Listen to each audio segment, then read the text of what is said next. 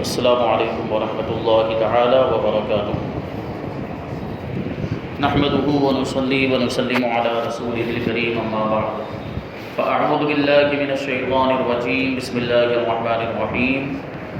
ان اللہ وملائکته یصلون علی النبی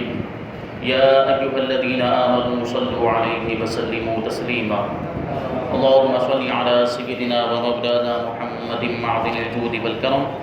وآلہ الکرام وابنہ الکریم وبارک وسلم صلاۃ وسلام علیک یا رسول اللہ صلی اللہ تعالی علیہ وسلم۔ عزیزان ملت اسلامیہ، گزشتہ اتوار کو آپ نے سماعت کیا حضرت عبد المطلب جو حضور اقدس صلی اللہ علیہ وسلم کے دادا جان ہیں، ان کے حالات اور ان کے زمانے میں جو ابرہہ کا واقعہ پیش آیا تھا اس کا بیان ہوا۔ حضرت عبد المطلب کے صاحبزادے حضرت عبداللہ جو ہمارے آقا حضور رحمت عالم صلی اللہ علیہ وسلم کے والد ماجد ہیں، ان کے بارے میں یہاں سے کچھ باتیں بیان کی جائیں گی۔ حضرت عبداللہ ہمارے حضور رحمت عالم صلی اللہ علیہ وسلم کے والد ماجد ہیں۔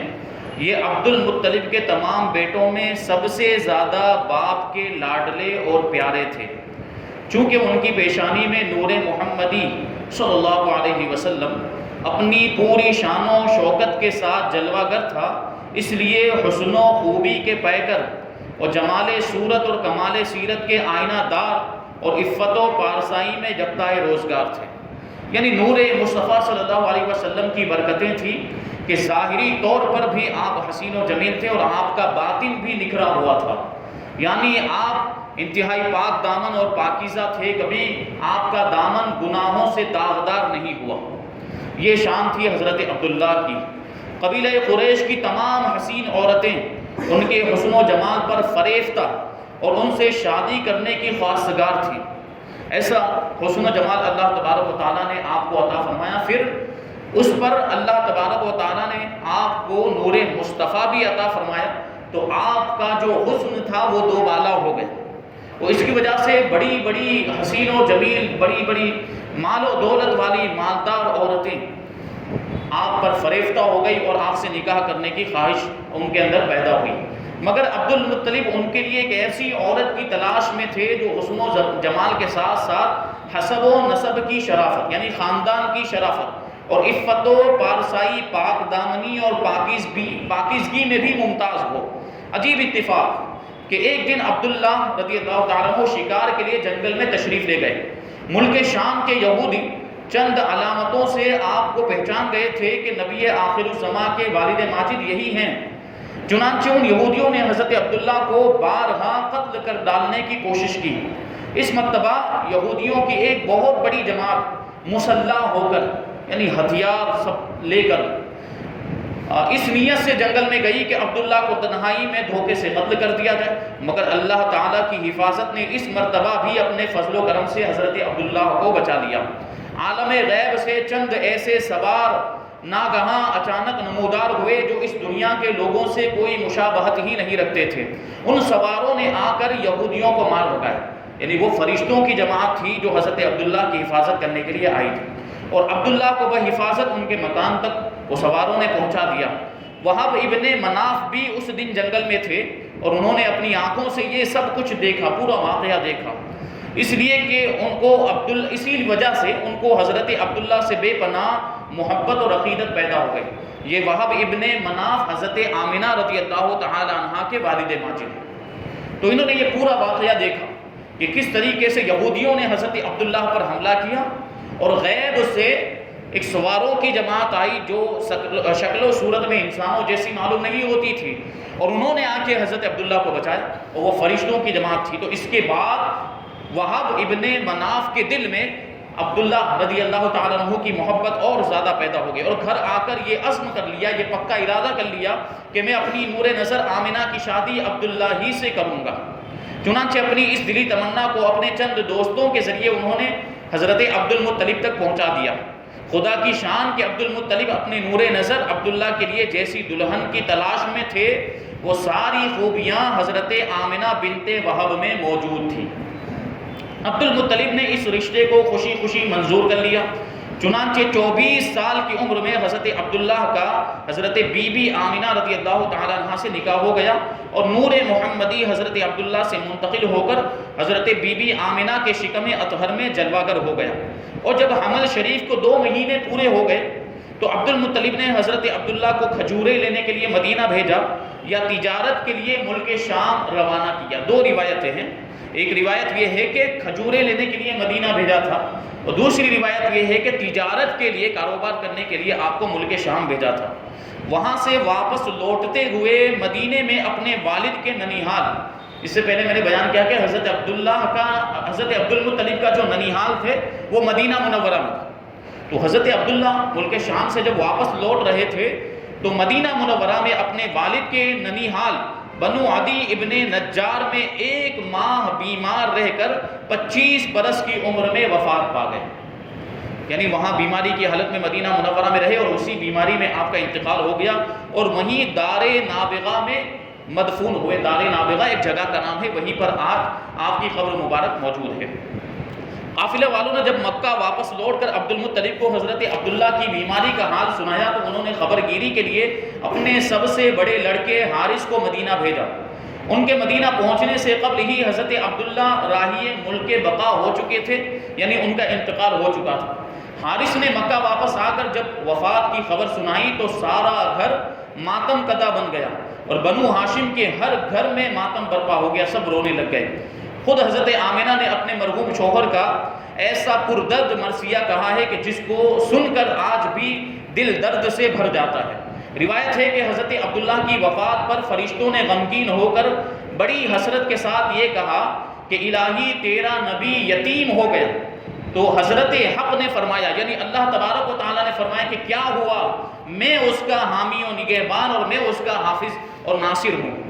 اللہ تبارک و تعالیٰ نے ہمارے آقا کے بارے میں ارشاد فرمایا۔ حضرت عبداللہ کا ترکہ ایک لونڈی ام ایمن جن کا نام برکہ تھا، کچھ اونٹ اور کچھ بکریاں تھیں، یہ سب ترکہ حضور صلی اللہ علیہ وسلم کو ملا۔ ام ایمن بچپن میں حضور اقدس صلی اللہ علیہ وسلم کی دیکھ بھال کیا کرتی تھی، آپ کو کھانا کھلاتی، کپڑا پہناتی، پرورش کی ساری ضروریات پوری کیا کرتی تھی۔ اس لیے حضور اقدس صلی اللہ علیہ وسلم تمام عمر ام ایمن رضی اللہ تعالی عنہ کی دل جوئی فرماتے رہے، ان کے ساتھ حسن سلوک کرتے رہے۔ اپنے محبوب اور متبنہ غلام حضرت زید ابن حارثہ کا ان سے نکاح کر دیا، اور ان کے شکم سے حضرت اسامہ پیدا ہوئے۔ اب یہاں پہ دیکھیں حضور اقدس صلی اللہ علیہ وسلم کے والدین کا ذکر کیا گیا، حضرت عبداللہ کا اور حضرت آمنہ کا۔ اب سوال یہ پیدا ہوتا ہے کہ چونکہ حضرت آمنہ کا بھی اور حضرت عبداللہ کا بھی انتقال اعلان نبوت سے پہلے ہی ہو چکا تھا، تو کیا حضور اقدس صلی اللہ علیہ وسلم کے والدین مومن تھے یا مومن نہیں تھے؟ تو اس کے بارے میں یہاں پر یہ بحث ذکر کر رہے ہیں۔ حضور اقدس صلی اللہ علیہ وسلم کے والدین کریمین کے بارے میں علماء کا اختلاف ہے کہ وہ دونوں مومن ہیں یا نہیں۔ بعض علماء ان دونوں کو مومن نہیں مانتے، اور بعض علماء نے اس مسئلے میں توقف کیا ہے اور فرمایا کہ ان دونوں کو مومن یا کافر کہنے سے زبان کو روکنا چاہیے، یعنی خاموشی اختیار کرنی چاہیے، اور اس کا علم خدا کے سپرد کر دینا چاہیے۔ مگر اہل سنت کے علماء محققین مثلا امام جلال الدین سیوطی، علامہ ابن حجر ہیثمی،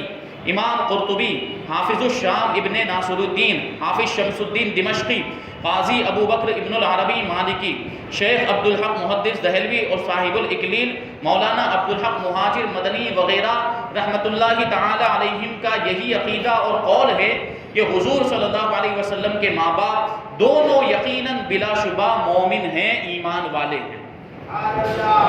چنانچہ اس بارے میں حضرت شیخ عبدالحق محدث دہلوی رحمۃ اللہ تعالی علیہ کا ارشاد ہے، حضور کے والدین کو مومن نہ ماننا یہ علماء متقدمین کا مسلک ہے، لیکن علماء متاخرین نے تحقیق کے ساتھ اس مسئلے کو ثابت کیا ہے کہ حضور کے والدین بلکہ حضور کے تمام آبا و اجداد حضرت آدم علیہ السلام تک سب کے سب مومن ہیں۔ اور ان حضرات کے ایمان کو ثابت کرنے میں علماء متاخرین نے 3 طریقے اختیار کیے ہیں۔ ان کے 3 طریقے ہیں۔ اول یہ کہ حضور کے والدین اور آبا و اجداد سب حضرت ابراہیم علیہ السلام کے دین پر تھے، لہٰذا مومن ہوئے۔ جو بھی کسی نبی پر صحیح طور پر ایمان رکھتا ہے وہ بھی ایمان والا ہے اور وہ بھی مومن ہے۔ تو حضور کے جو آبا و اجداد تھے، آپ کے باپ دادا اور آپ کی مائیں، وہ سب حضرت ابراہیم علیہ السلام کے دین پر تھے، دین حنیف پر تھے، تو اس اعتبار سے سب کے سب مومن ہوئے۔ دوسری بات یہ کہ تمام حضرات حضور علیہ السلام کے اعلان نبوت سے پہلے ہی ایسے زمانے میں وفات پا گئے جو زمانہ فترت کہلاتا ہے، یعنی ایسا زمانہ جس میں کوئی نبی موجود نہ ہو۔ تو حضرت عیسیٰ علیہ السلام کے بعد حضور اقدس صلی اللہ علیہ وسلم کے اعلان نبوت کرنے سے پہلے یہ جو بیچ کا جو زمانہ ہے یہ فترت کا زمانہ کہلاتا ہے، اور اس میں کوئی شخص اگر انتقال کر جائے اور اس نے کوئی شرک والا کام نہ کیا ہو، کوئی کفر والا کام نہ کیا ہو، بلکہ کسی نبی پر ایمان رکھتا ہو، جیسے حضرت ابراہیم علیہ السلام کے دین پر حضور صلی اللہ علیہ وسلم کے آبا و اجداد ایمان رکھتے تھے، تو اس کو مومن ہی مانا جائے گا۔ لہٰذا ان لوگوں تک حضور علیہ السلام کی دعوت ایمانی پہنچی ہی نہیں، کیونکہ حضور نے اعلان نبوت کتنے سال کی عمر میں فرمایا؟ 40 سال کی عمر میں اعلان نبوت فرمایا، اور یہ حضور کے والد ماجد ہو یا حضور کی والدہ، ان کا انتقال پہلے ہی ہو گیا تھا۔ لہٰذا ہرگز ان حضرات کو کافر نہیں کہا جا سکتا، بلکہ ان لوگوں کو مومن ہی کہا جائے گا۔ اب تیسرا طریقہ یہ ہے کہ اللہ تعالیٰ نے ان حضرات کو زندہ فرما کر ان کی قبروں سے اٹھایا، اور ان لوگوں نے کلمہ پڑھ کر حضور اقدس صلی اللہ علیہ وسلم کی تصدیق کی اور آپ پر ایمان لائے۔ اور حضور صلی اللہ علیہ وسلم کے والدین کو زندہ کرنے کی حدیث اگرچہ بذات خود ضعیف ہے، مگر اس کی سندیں اس قدر کثیر ہیں کہ یہ حدیث صحیح اور حسن کے درجے کو پہنچ جاتی ہے، اور یہ وہ علم ہے جو علماء متقدمین پر پوشیدہ رہ گیا، جس کو اللہ تبارک و تعالیٰ نے علماء متاخرین پر منکشف فرمایا، اور اللہ تعالیٰ جس کو چاہتا ہے اپنے فضل سے اپنی رحمت کے ساتھ خاص فرما لیتا ہے۔ اور امام جلال الدین سیوطی رحمۃ اللہ تعالیٰ علیہ نے اس مسئلے میں چند رسائل یعنی چند کتابیں بھی لکھی ہیں، اور اس مسئلے کو دلیلوں سے ثابت کیا ہے، اور مخالفین کے شبہات کو، ان کے شکوک کا جواب بھی دیا۔ اسی طرح خاتمۃ المفسرین حضرت شیخ اسماعیل حقی رحمۃ اللہ تعالیٰ علیہ کا بیان ہے کہ امام قرطبی نے اپنی کتاب تذکرہ میں تحریر فرمایا کہ حضرت عائشہ رضی اللہ تعالیٰ عنہ نے فرمایا کہ حضور صلی اللہ علیہ وسلم جب حجۃ الوداع میں ہم لوگوں کو ساتھ لے کر چلے اور حجون کی گھاٹی پر گزرے تو رنج و غم میں ڈوبے ہوئے رونے لگ گئے، اور حضور کو روتا ہوا دیکھ کر میں بھی رونے لگی۔ پھر حضور اپنی اونٹنی سے اتر پڑے اور کچھ دیر کے بعد میرے پاس واپس تشریف لائے، تو خوش مسکراتے ہوئے تشریف لائے۔ میں نے دریافت کیا، یا رسول اللہ صلی اللہ تعالیٰ علیہ وسلم، آپ پر میرے ماں باپ قربان ہوں، کیا بات ہے کہ آپ رنج و غم میں ڈوبے ہوئے اونٹنی سے نیچے اترے اور کہیں تشریف لے گئے اور واپس لوٹے تو شاداں و فرحاں خوش و خرم مسکراتے ہوئے تشریف لائے ہیں؟ تو حضور نے ارشاد فرمایا کہ میں اپنی والدہ حضرت آمنہ کی قبر کی زیارت کے لیے گیا تھا، اور میں نے اللہ تبارک و تعالیٰ سے سوال کیا کہ وہ ان کو زندہ فرما دے، تو اللہ تبارک و تعالیٰ نے ان کو زندہ فرما دیا اور وہ مجھ پر ایمان لے آئے۔ اور الاشباح والنظائر میں ہے کہ ہر وہ شخص جو کفر کی حالت میں مر گیا ہو اس پر لعنت کرنا جائز ہے، بجز رسول اللہ صلی اللہ علیہ وسلم کے والدین کے، کیونکہ اس بات کا ثبوت موجود ہے کہ اللہ تعالیٰ نے ان دونوں کو زندہ فرمایا اور یہ دونوں ایمان لائے۔ اور یہ بھی ذکر کیا گیا کہ حضور علیہ السلام اپنے ماں باپ کی قبروں کے پاس روئے اور ایک خشک درخت، ایک سوکھا درخت زمین میں بو دیا، زمین میں ایک سوکھے درخت کو گاڑ دیا، اور فرمایا کہ اگر یہ درخت ہرا ہو گیا تو یہ اس بات کی علامت ہوگی کہ ان دونوں کا ایمان لانا ممکن ہے، چنانچہ وہ درخت ہرا ہو گیا۔ پھر حضور علیہ السلام کی دعا کی برکت سے وہ دونوں اپنی اپنی قبروں سے نکل کر اسلام لائے اور پھر اپنی اپنی قبروں میں دوبارہ تشریف لے گئے۔ اور ان دونوں کا زندہ ہونا اور ایمان لانا نہ عقلاً محال ہے نہ شرعاً ناممکن ہے، کیونکہ قرآن شریف سے ثابت ہے کہ بنی اسرائیل کے مقتول نے زندہ ہو کر اپنے قاتل کا نام بتایا تھا۔ ٹھیک ہے، جو مر گیا تھا وہ زندہ ہو گیا، تو مردہ شخص کا اللہ تبارک و تعالیٰ کی قدرت سے زندہ ہونا ممکن ہے۔ اور اسی طرح حضرت عیسیٰ علیہ السلام کے دست مبارک سے بھی چند مردے زندہ ہوئے۔ حضرت عیسیٰ علیہ السلام مردوں کو زندہ کر دیا کرتے تھے، تو یہ سب باتیں ثابت ہیں اور ممکن ہے۔ تو حضور علیہ السلام کے والدین کے زندہ ہو کر ایمان لانے میں بھی بھلا کون سی چیز مانے اور رکاوٹ ہو سکتی ہے؟ اور جس حدیث میں یہ آیا ہے کہ میں نے اپنی والدہ کے لیے دعائے مغفرت کی اجازت طلب کی تو مجھے اس کی اجازت نہیں دی گئی، یہ حضور صلی اللہ علیہ وسلم کے والدین کے زندہ ہو کر ایمان لانے سے پہلے کی حدیث ہے، کیونکہ حضور کے والدین کا زندہ ہو کر ایمان لانا یہ حجۃ الوداع کے موقع پر واقع ہوا ہے، جو آخری حج اللہ کے رسول صلی اللہ علیہ وسلم نے فرمایا، اس موقع پر یہ واقعہ پیش آیا حضور کے والدین کے ایمان لانے کا۔ اور یہ حضور کے وصال سے چند مہینے پہلے کا ہی واقعہ ہے، اور حضور کے مراتب و درجات ہمیشہ بڑھتے ہی رہے۔ تو ہو سکتا ہے کہ پہلے حضور کو خداوند تعالیٰ نے یہ شرف نہیں عطا فرمایا تھا کہ آپ کے والدین مسلمان ہوں، مگر بعد میں اس فضل و شرف سے بھی آپ کو سرفراز فرما دیا کہ آپ کے والدین کو صاحب ایمان بنا دیا۔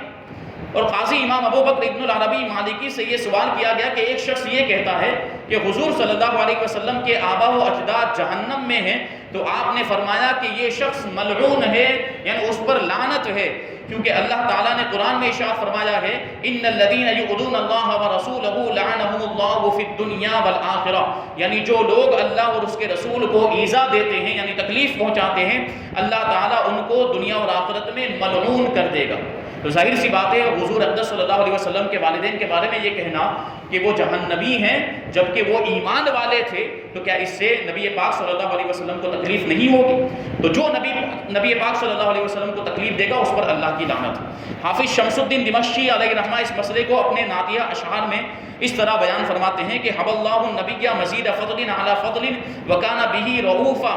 اللہ تعالیٰ نے نبی پاک صلی اللہ علیہ وسلم کو فضل بالائے فضل سے بھی بڑھ کر فضیلت عطا فرمائی، اور اللہ تعالیٰ ان پر بہت مہربان گئے۔ فَأَحْيَا أُمَّهُ وَكَذَا أَبَاهُ لِإِيمَانٍ بِهِ فَضْلًا لَطِيفًا، کیونکہ خداوند تعالیٰ نے حضور کے ماں باپ کو حضور پر ایمان لانے کے لیے اپنے فضل و کرم سے زندہ فرمایا۔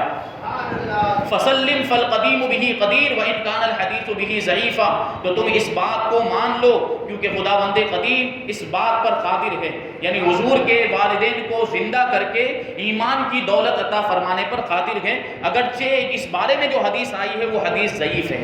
صاحب الاکلیل حضرت علامہ شیخ عبدالحق مہاجر مدنی قدس سرہ العزیز نے تحریر فرمایا کہ علامہ ابن حجر حیتمی نے مشکات کی شرح میں فرمایا کہ حضور صلی اللہ علیہ وسلم کے والدین کو اللہ تعالیٰ نے زندہ فرمایا، یہاں تک کہ وہ دونوں ایمان لائے اور پھر وفات پا گئے۔ یہ حدیث صحیح ہے، اور جن محدثین نے اس حدیث کو صحیح بتایا ہے ان میں سے امام قرطبی اور شام کے حافظ الحدیث ابن ناصر الدین بھی ہیں، اور اس میں طعن کرنا بے محل اور بیجا یعنی بیکار ہے، کیونکہ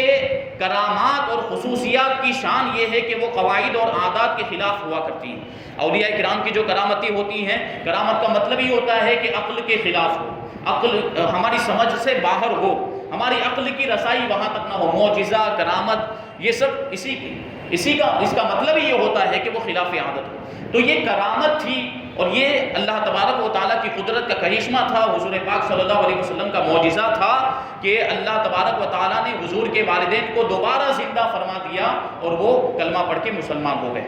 چنانچہ حضور صلی اللہ علیہ وسلم کے والدین کا موت کے بعد اٹھ کر ایمان لانا، یہ ایمان ان کے لیے نافع ہے یعنی نفع بخش ہے، حالانکہ دوسروں کے لیے یہ ایمان مفید نہیں۔ اس کی وجہ یہ ہے کہ حضور صلی اللہ علیہ وسلم کو نسبت رسول کی، حضور کے والدین کو جو نسبت رسول کی وجہ سے جو کمال حاصل ہے وہ دوسروں کو نہیں ہے،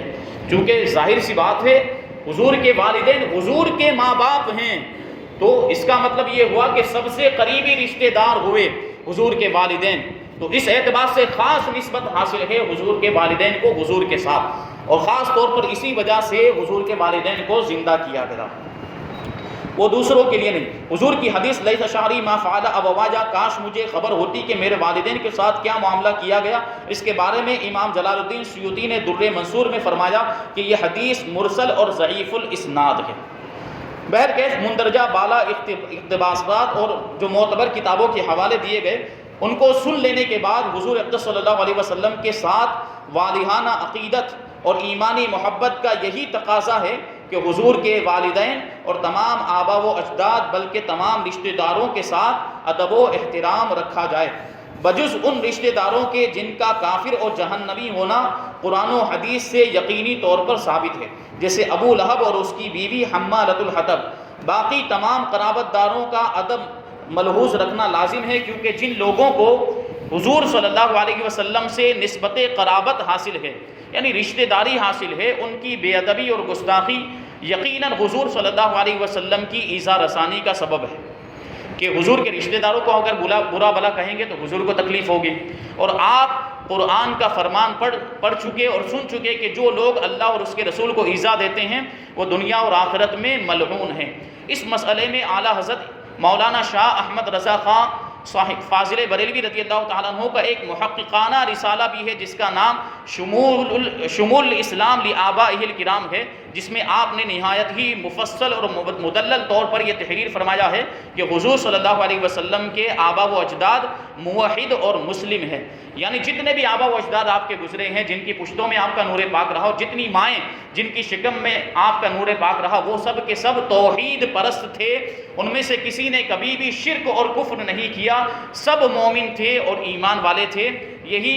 جو ہے کہ علماء محققین کا عقیدہ ہے، اور ہمیں بھی یہی مان کے چلنا چاہیے۔ اللہ تبارک و تعالی ہم سب کو عمل کی توفیق عطا فرمائے۔ وما علینا الا البلاغ۔